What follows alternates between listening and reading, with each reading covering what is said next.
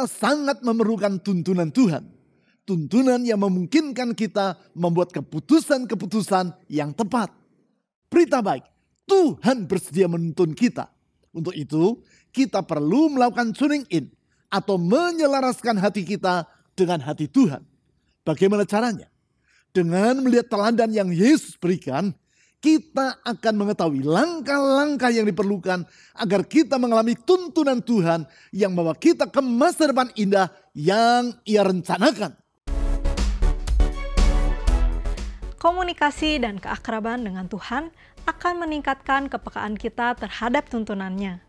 Bapak Ibu Saudara sekalian, selamat berjumpa kembali di Ibadah Gereja Kristen Perjanjian Baru, Fajar Pengharapan.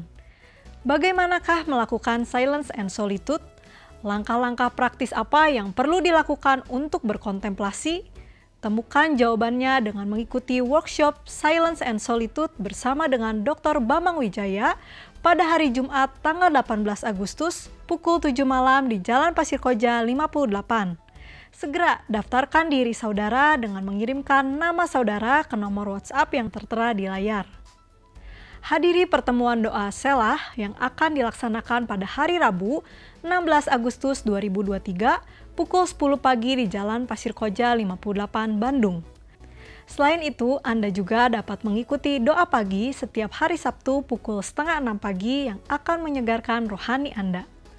Tuhan tidak pernah meninggalkan anak-anaknya dan akan memberikan yang terbaik tepat pada waktunya.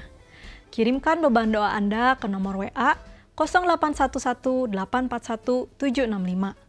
Para pendoa gereja kita akan mendukung Anda dengan mendoakan setiap beban dan pergumulan Anda tersebut. Bagi Anda yang memerlukan tempat khusus untuk berdoa secara pribadi, telah tersedia ruang doa personal retreat bagi Anda. Ruang doa personal retreat tersebut berada di satelit Pasir Koja dan di satelit Bandung Utara yang dapat Anda gunakan sesuai dengan jadwal, hari, dan waktu yang tertera di layar. Untuk menggunakannya, Anda tidak dikenakan biaya, namun Anda perlu mendaftar terlebih dahulu melalui SMS atau WhatsApp di nomor 0811-841-765. Informasi dan pengumuman penting lainnya dapat Anda lihat dan ikuti di bagian menjelang akhir ibadah ini. Selamat beribadah.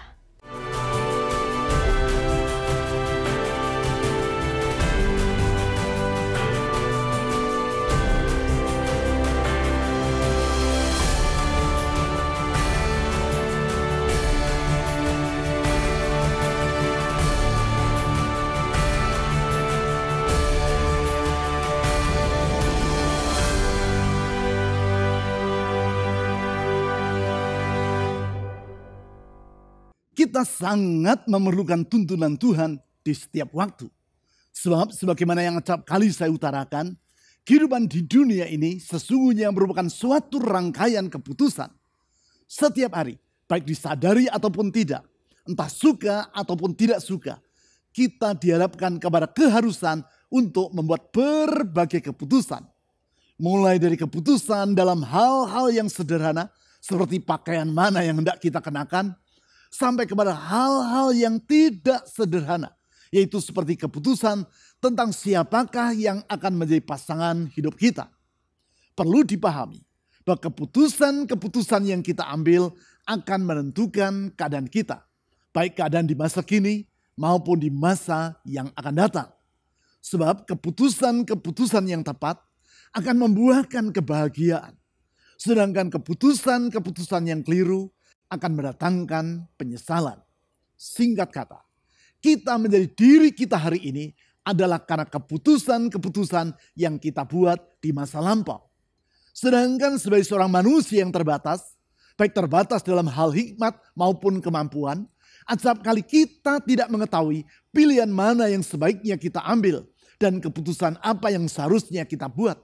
Tidak jarang kita seperti orang yang sedang menghadapi persimpangan jalan, yang di saat itu tidak mengetahui jalan mana yang harus kita tempuh, yang menyimpang ke kanan atau yang ke kiri, karena kedua-duanya belum pernah kita lalui.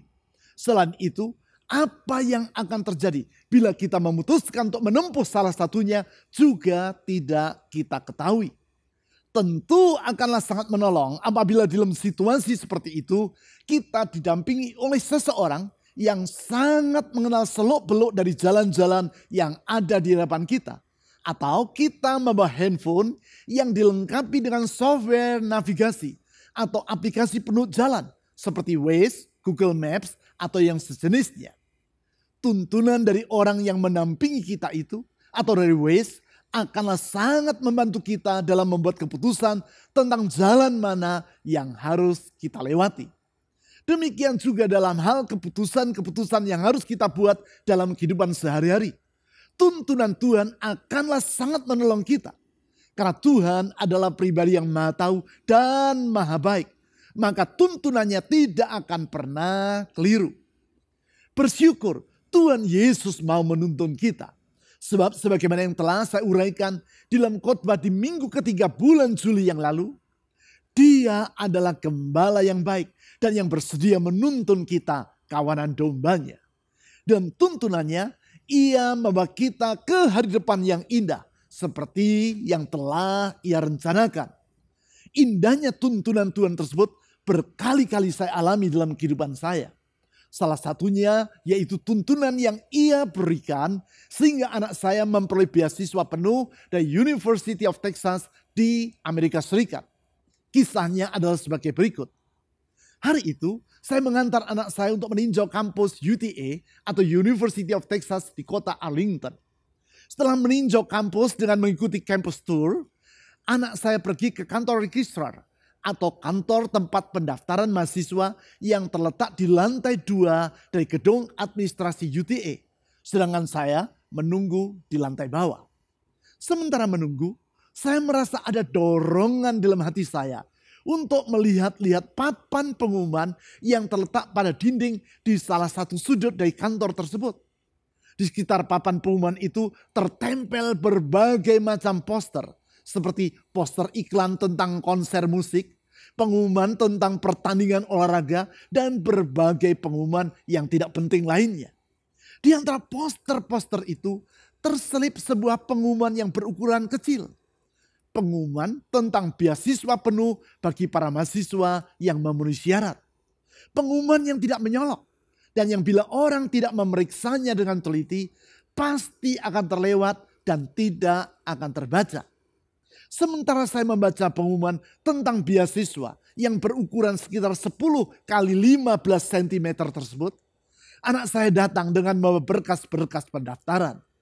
Saya tunjukkan pengumuman tadi kepadanya. Dan saya minta agar anak saya kembali ke kantor registrar guna menanyakan tentang beasiswa tersebut.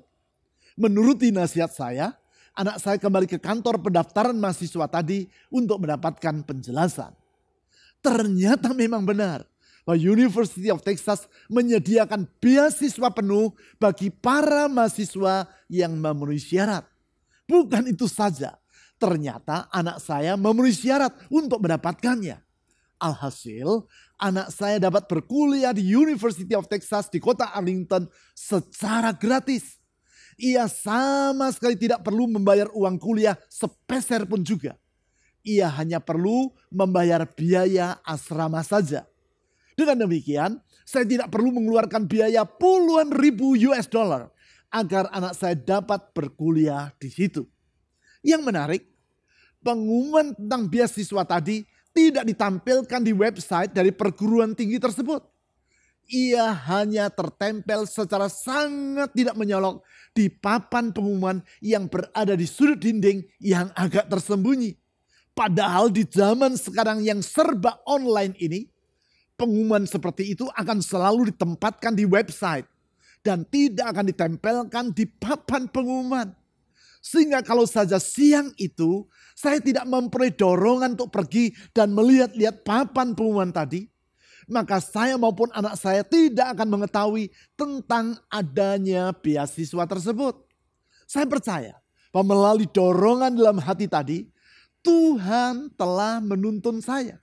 Tuntunan yang memungkinkan anak saya berkuliah di UTA yang bila tanpa beasiswa, maka biayanya akan melampaui kemampuan finansial saya.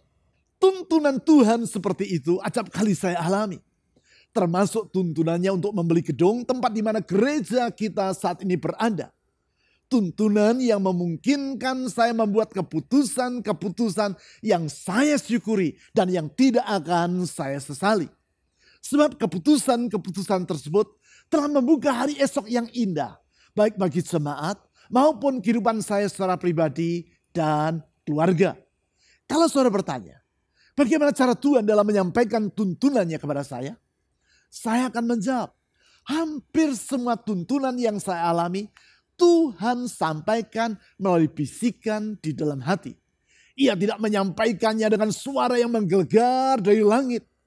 Namun pada umumnya dengan suara yang lembut atau still small voice yang tidak terdengar oleh telinga namun terdengar di dalam hati. Mengapa Tuhan menyampaikannya dengan berbisik seperti itu? Alasannya adalah sebagaimana yang telah saya jelaskan dalam khotbah saya di akhir bulan Juli tahun yang lalu, yaitu khotbah dengan tajuk Bila Tuhan Berbisik Kepada Anda. Hal itu adalah karena Ia menghendaki agar kita datang mendekat kepadanya. Bukankah kalau seseorang berbicara kepada kita dengan suara yang lirih, maka kita akan cenderung menyondongkan kepala kita dan mendekatkan diri kita kepadanya? Mark Peterson, gembala jemaat dari National Community Church di Washington DC, dalam bukunya yang berjudul Whisper, How to Hear the Voice of God, menulis, itulah sebabnya mengapa kita perlu selalu berada dekat dengan Tuhan. Yaitu supaya ketika Tuhan berbisik, maka kita dapat mendengar suaranya yang lirih itu. Berarti kedekatan atau keakraban dengan Tuhan sangat menentukan kepekaan kita terhadap tuntunannya. Dengan kata lain, tuning in atau menyelaraskan hati agar dapat mendengar suara Tuhan tidak terlepas dari kedekatan kita dengan Tuhan. Pertanyaannya sekarang adalah, bagaimana kita dapat menumbuhkan serta memelihara keakraban dengan Tuhan tersebut? Di dalam masa kehidupannya di dunia, Tuhan Yesus telah memberikan contoh tentang hal itu, yaitu dengan memperlihatkan bagaimana Ia memelihara keakraban tersebut melalui komunikasi yang mendalam atau intens dengan Allah Bapa.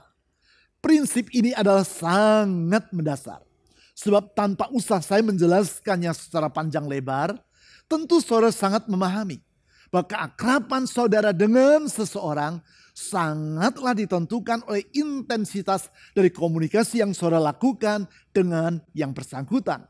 Semakin jarang saudara bertemu dan berkomunikasi dengan orang tadi, maka keakraban saudara dengan yang bersangkutan akan merenggang.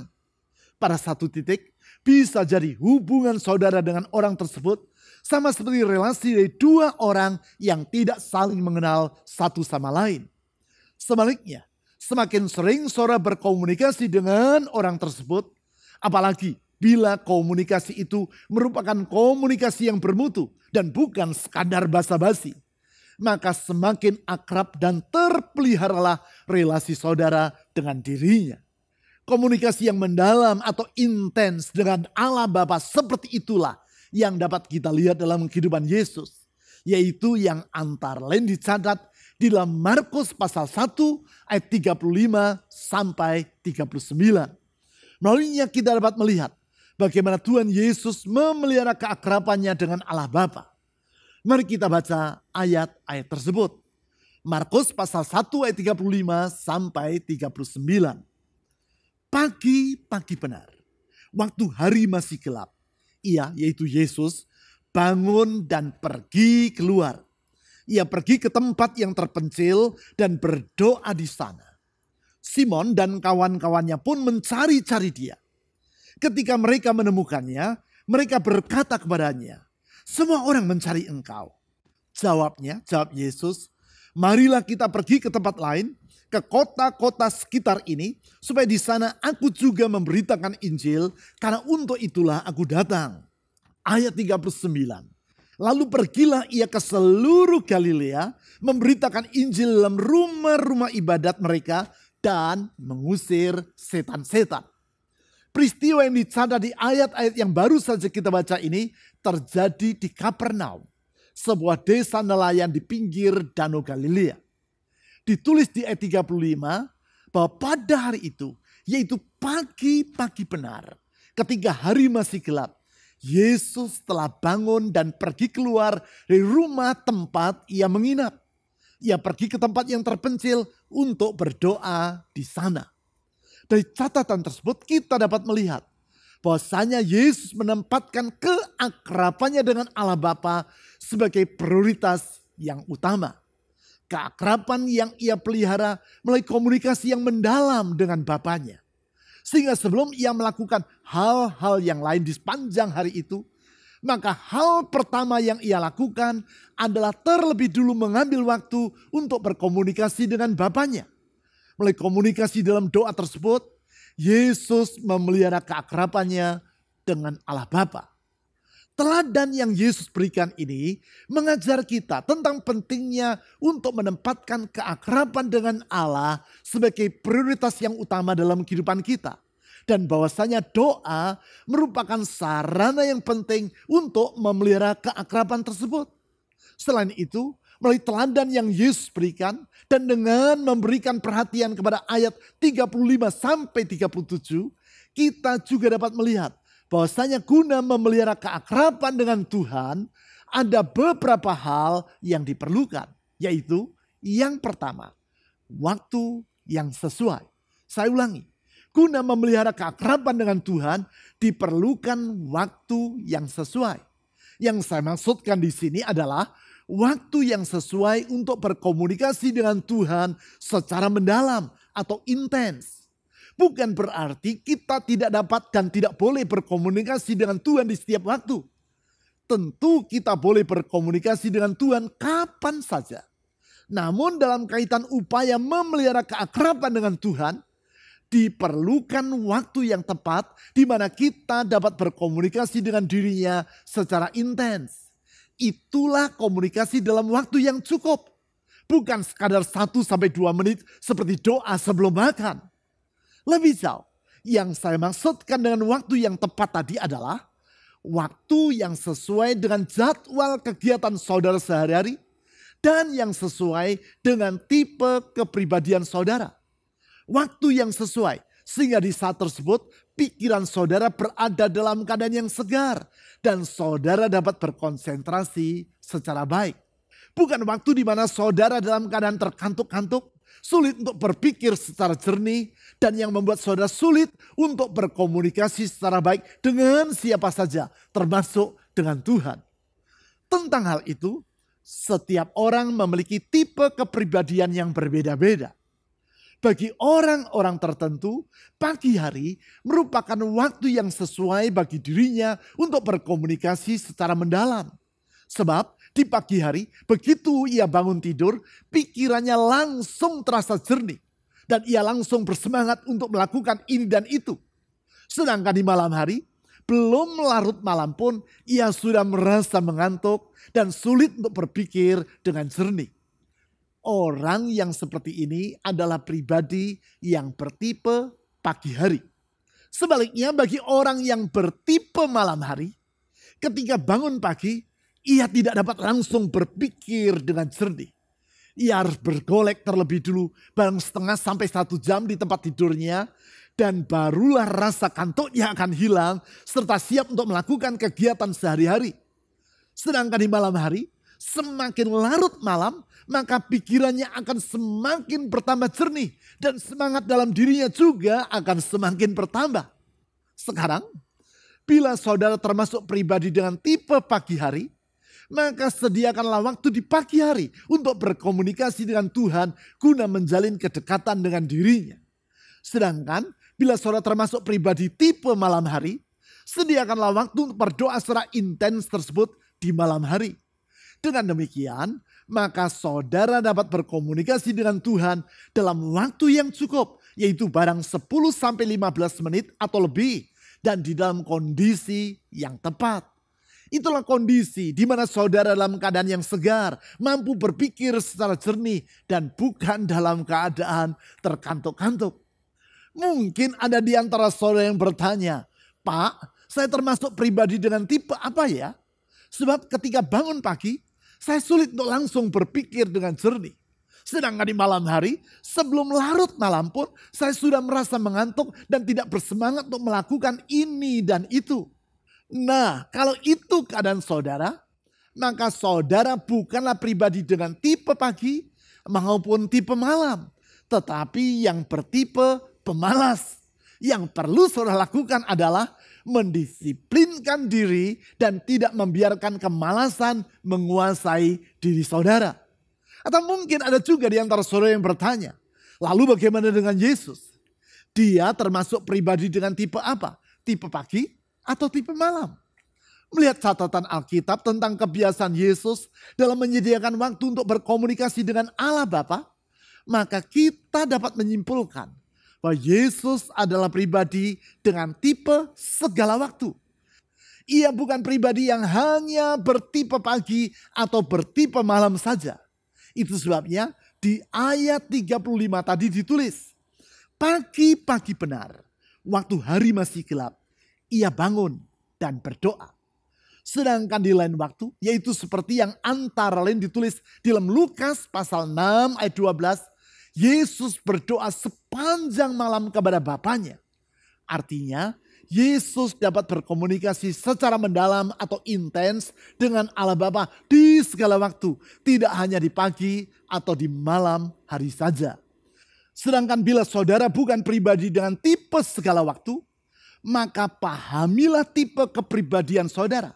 Entah tipe pagi, siang, senja, atau malam. Dan kenalilah jadwal kegiatan saudara sehari-hari. Kemudian sediakanlah waktu yang sesuai untuk berkomunikasi secara mendalam dengan Tuhan. Bukan komunikasi yang basa-basi. Itulah waktu yang sesuai dengan kepribadian saudara dan dengan jadwal kegiatan saudara sehari-hari. Dengan demikian, saudara dapat membangun serta memelihara keakraban dengan Tuhan. Keakraban yang akan membuahkan kepekaan saudara terhadap tuntunannya. Selanjutnya, yang kedua, guna memelihara keakraban dengan Tuhan diperlukan tempat yang sesuai. Saya ulangi, yang kedua, diperlukan tempat yang sesuai. Di dalam hal ini, yaitu tempat yang sesuai untuk berkomunikasi dengan Tuhan secara mendalam atau intens. Itulah yang dicontohkan oleh Tuhan Yesus di ayat 35 tadi.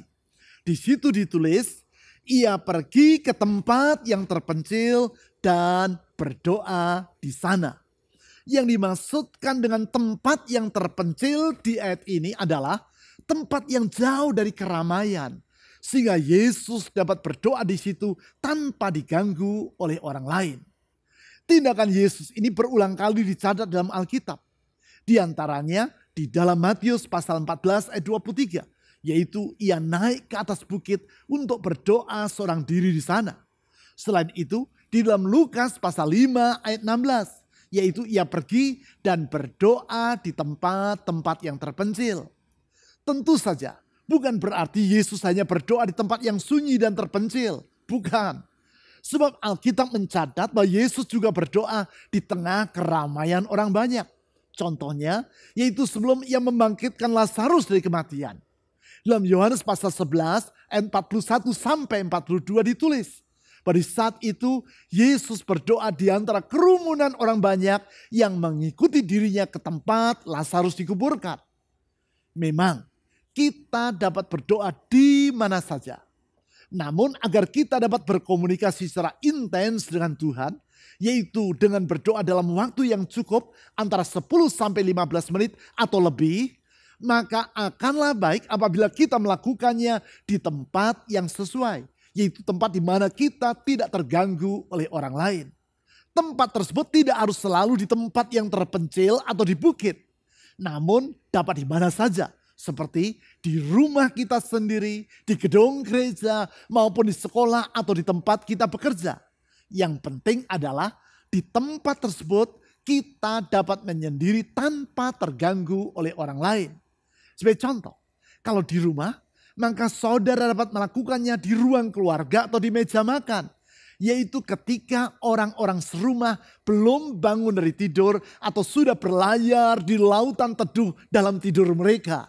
Kalau di tempat kerja, datanglah lebih pagi daripada teman-teman sekantor saudara. Sehingga saudara dapat berdoa di situ sebelum mereka datang untuk bekerja. Hal itulah yang Tuhan Yesus lakukan sebagaimana yang ditulis di dalam Markus pasal 1 ayat 35 tadi. Ketika para penghuni rumah tempat ia menginap masih tidur, Yesus sudah bangun dan pergi keluar untuk berdoa tanpa berpamitan kepada mereka. Dengan demikian ia dapat berdoa tanpa direcoki oleh orang-orang lain yang menginap di rumah itu. Yang menurut ayat 36 adalah Simon Petrus dan kawan-kawannya. Praktek berdoa di tempat kita dapat menyendiri, yaitu jauh dari keramaian ini, di dalam bahasa Inggris diistilahkan sebagai solitude atau kesendirian. Solitude atau kesendirian ini bukan dalam arti yang negatif, yaitu kesepian atau loneliness. Bukan. Tetapi dalam arti yang positif, yaitu menyendiri agar kita dapat berkonsentrasi dan berkomunikasi dengan Tuhan tanpa terganggu oleh orang lain. Sekarang yang ketiga, guna memelihara keakraban dengan Tuhan diperlukan keadaan hati yang sesuai. Saya ulangi, yang ketiga, diperlukan keadaan hati yang sesuai. Yang saya maksudkan di sini adalah keadaan hati yang sesuai untuk berkomunikasi dengan Tuhan secara mendalam. Itulah hati yang dalam keadaan hening, yaitu yang tidak dipenuhi dengan berbagai pikiran yang berkecamuk. Memang, untuk menjalin komunikasi dengan Tuhan secara intens, tidak hanya diperlukan tempat yang sunyi dan tanpa gangguan suara, namun juga diperlukan hati yang dalam keadaan hening. Karena itu kata terpencil yang disebut di ayat 35 tadi, yaitu dalam kalimat, ia pergi ke tempat yang terpencil dan berdoa di sana, bukan hanya menggambarkan tempat yang sunyi karena tidak ada orang lain di situ, tetapi juga menggambarkan hati yang hening, yaitu yang tidak dipenuhi oleh berbagai pikiran yang berkecamuk. Kedua-duanya diperlukan. Sebab kalaupun kita berada di tempat yang terpencil, namun bila hati kita tidak dalam keadaan yang hening, maka akanlah sulit bagi kita untuk berkomunikasi dengan Tuhan dan mendengar tuntunannya. Perlu dicatat bahwa komunikasi dengan Allah bukan hanya komunikasi yang bersifat satu arah, yaitu hanya dari kita kepada Tuhan saja, namun juga bersifat dua arah. Artinya, dalam doa kita bukan hanya berbicara kepada Tuhan saja, namun kita juga perlu memberi ruang kepada hati kita untuk mendengar tuntunannya. Hal ini sama seperti keadaan dari tangki air di rumah saya beberapa waktu yang lalu. Kapasitas dari tampung dari tangki atau tandon itu menurun. Dan sebagai akibat air yang tersimpan di dalamnya cepat habis. Sesudah diperiksa, ternyata separuh dari tangki itu terisi oleh endapan lumpur. Memang selama 3 tahun lebih, yaitu selama masa pandemi yang lalu, tangki air tersebut tidak pernah dikuras. Maklum, selama itu saya tidak mengizinkan orang luar, termasuk teknisi yang biasa membersihkan pompa dan tangki air masuk ke dalam rumah saya. Padahal seharusnya setahun sekali semua instalasi air tadi harus dibersihkan dan dikuras. Demikianlah kalau hati kita dipenuhi dengan berbagai pikiran, sehingga seperti tangki yang terisi oleh endapan lumpur tadi. Keadaan itu akan mengakibatkan kapasitas hati kita untuk berkomunikasi dengan Tuhan akan menurun dan sulit bagi kita untuk mendengar tuntunannya. Oleh sebab itu, di samping kita memerlukan tempat yang sesuai, yaitu yang tidak terganggu oleh keramaian, kita juga memerlukan hati yang hening. Kalau terpisah dari orang banyak sehingga kita berada dalam keadaan seorang diri, di dalam bahasa Inggris diistilahkan sebagai solitude, maka keheningan dalam hati diistilahkan sebagai silence. Guna melakukan komunikasi yang mendalam atau intens dengan Tuhan, kedua-duanya, baik silence atau keheningan maupun solitude atau kesendirian sama-sama diperlukan. Kedua-duanya sangat bermanfaat bagi komunikasi yang membangun dan memelihara keakraban dengan Tuhan. Itulah keakraban yang memungkinkan saudara untuk memiliki kepekaan terhadap tuntunan Tuhan. Memungkinkan saudara untuk melakukan tuning in atau menyelaraskan hati untuk mendengar suaranya. Sekarang saya akan menjelaskan beberapa hal praktis tentang silence and solitude, atau keheningan dan kesendirian tadi. Untuk itu saya akan mengajukan beberapa pertanyaan dan yang kemudian akan saya berikan jawabannya. Yang pertama, apakah keheningan sama dengan mengosongkan pikiran? Tidak. Keheningan atau silence bukan mengosongkan pikiran. Alkitab tidak menyuruh kita untuk mengosongkan pikiran, namun mengajar kita agar mengisi pikiran dengan kebenaran. Mengosongkan pikiran merupakan langkah yang sangat berbahaya, karena tindakan itu dapat menyeret kita keluar dari kebenaran, yaitu firman Tuhan. Yang kedua, kalau keheningan bukan mengosongkan pikiran, lalu apa yang kita lakukan dalam keheningan tersebut? Di dalam keheningan, kita tidak berbicara secara terus-menerus kepada Tuhan. Sebab bila itu yang kita lakukan, maka hati kita akan dipenuhi dengan berbagai pikiran dan akibatnya sulit bagi kita untuk mendengar tuntunan Tuhan. Yang kita lakukan dalam keheningan adalah meneduhkan dan mengarahkan hati kepada Tuhan serta menikmati kehadirannya. Sikap seperti itulah yang ditulis dalam Mazmur pasal 131 ayat 2, yaitu kita menenangkan dan menenteramkan jiwa seperti anak yang disape dekat ibunya. Seorang anak yang selesai disusui dan berbaring dekat ibunya tidak akan merengek serta meminta ini dan itu. Ia akan berbaring dengan tenang dan menikmati kehadiran dari sang ibu. Itulah gambaran dari silence atau hati yang hening. Dalam keheningan tersebut, kita tidak akan meminta ini atau itu kepada Tuhan. Yang kita lakukan adalah mengarahkan hati kepadanya dan menikmati kehadirannya yang menyertai kita. Yang ketiga, setiap kali berapa lama saya harus meneduhkan pikiran dan berada di dalam keheningan hati tersebut. Untuk tahap awal, saudara dapat meneduhkan hati selama 2-5 menit. Kalau saudara sudah terbiasa, maka waktu hening tersebut akan semakin bertambah dengan sendirinya. Ruth Barton dalam bukunya Invitation to Silence and Solitude menulis, "The amount of time is not nearly as important as the regularity of the practice." Artinya dalam hal ini yang terpenting bukan seberapa lama silence atau keheningan itu dilakukan, tetapi seberapa kerap saudara melakukannya. Kalau saudara hanya melakukannya sebulan sekali, apalagi setahun sekali, maka keheningan tersebut tidak akan berdampak besar terhadap relasi saudara dengan Tuhan. Sama seperti tangki air dalam rumah saya yang saya ceritakan tadi. Perlu dikuras secara berkala supaya kapasitasnya tidak menurun. Demikianlah kita perlu secara teratur mengambil waktu silence and solitude atau keheningan dan kesendirian. Supaya kapasitas hati kita untuk mendengar tuntunan Tuhan semakin bertambah. Agar semua yang saudara telah pelajari ini bukan sekadar menambah pengetahuan, namun dapat saudara praktikkan dalam kehidupan sehari-hari, maka akan dilaksanakan lokakarya atau workshop tentang silence and solitude. Workshop tersebut akan dilaksanakan secara on-site pada hari Jumat tanggal 18 Agustus yang akan datang. Dalam workshop tersebut, saya akan menjelaskan langkah-langkah praktis untuk melakukan silence and solitude serta melakukan kontemplasi.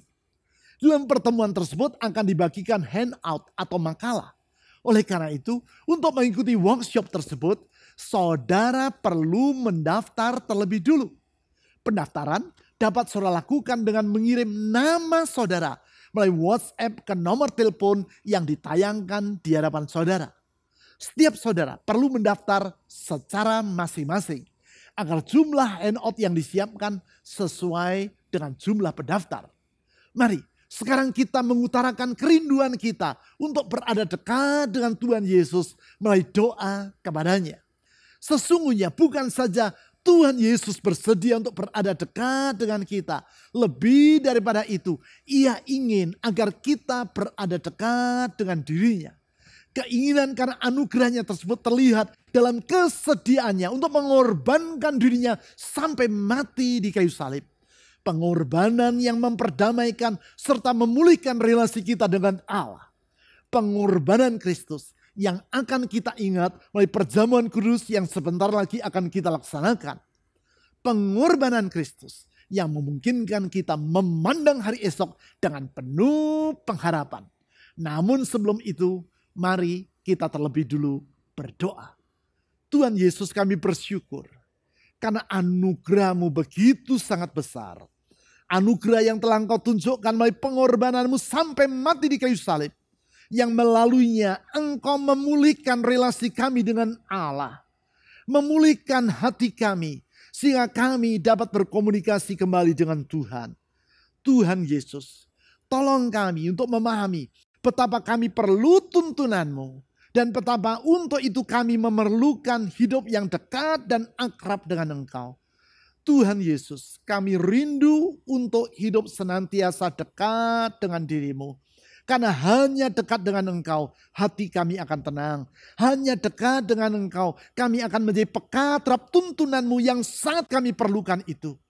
Tuhan, kami bersyukur Engkau bersedia menuntun kami di jalan-jalan-Mu yang benar. Sehingga kami dapat membuat keputusan-keputusan yang tepat dan pilihan-pilihan yang benar dalam hidup ini. Sehingga hidup yang kami jalani bukan hidup yang sia-sia.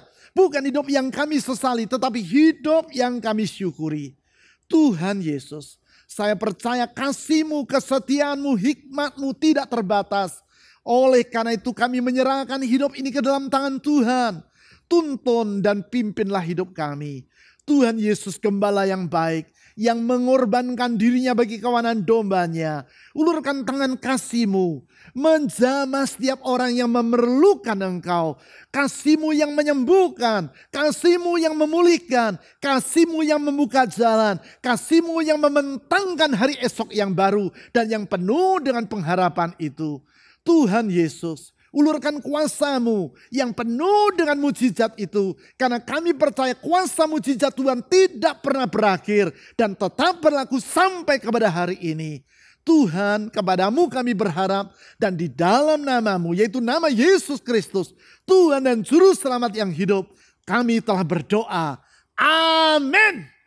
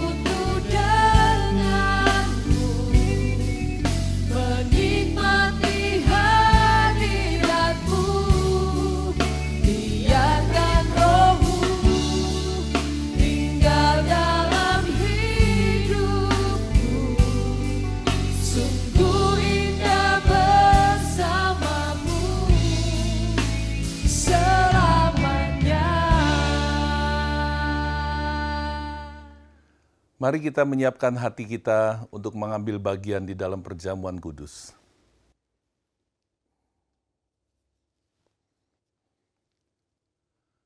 Mari kita angkat roti perjamuan ini dengan ucapan syukur kita kepada Tuhan.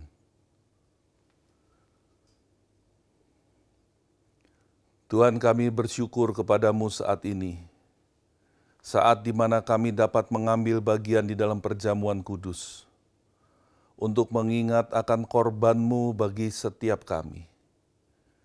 Engkau yang kudus, Engkau yang mulia, Engkau yang benar, Engkau telah dikorbankan supaya kami diselamatkan. Sehingga kami yang berdosa, kami yang hidup dalam kegelapan, kami boleh melihat terang-Mu dan hidup dalam terang-Mu. Kami boleh dibenarkan dan dikuduskan oleh pengorbanan-Mu. Tuhan, kami bersyukur kepada-Mu. Sungguh ajaib kasih anugerah-Mu bagi hidup kami.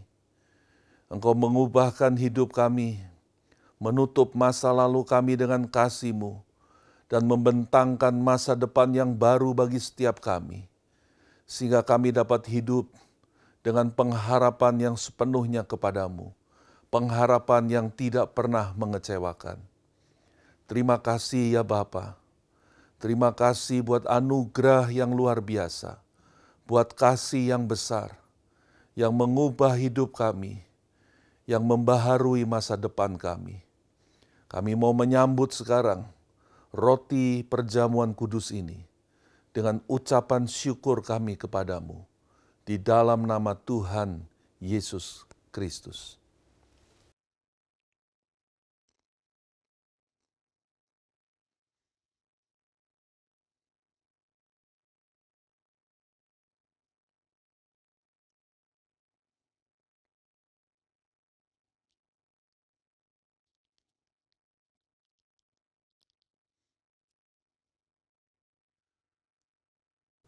Demikian juga sesudah makan ia mengambil cawan dan mengatakan, "Inilah cawan perjanjian baru yang dimeteraikan oleh darahku. Ambillah dan minumlah, dan lakukanlah setiap kali untuk menjadi peringatan akan aku. Sebab setiap kali engkau makan dan minum perjamuan ini, kata Tuhan Yesus, engkau memberitakan kematianku sampai kesudahan zaman." Tuhan, terima kasih buat korban darah-Mu bagi kami. Engkau telah dikorbankan di Golgota, darah-Mu tercurah untuk kami, membasuh dosa-dosa kami, membaharui hidup kami, menutup masa lalu kami, membentangkan masa depan yang baru bagi kami. Tuhan, kami bersyukur. Karena itu kami mau menyambut cawan perjamuan kudus ini dengan ucapan syukur kami kepadamu di dalam nama Tuhan Yesus Kristus.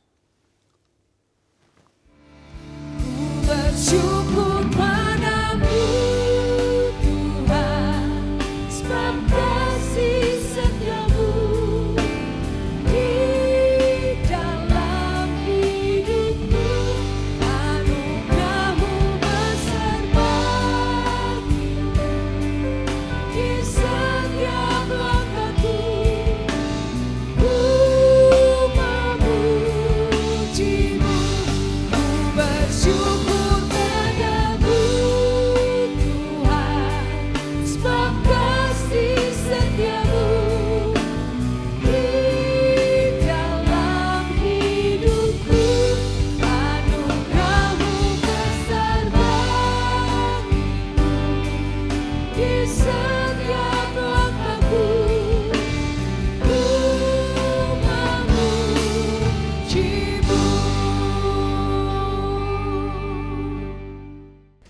Berikut adalah beberapa informasi dan kegiatan gereja kita yang dapat Anda ikuti.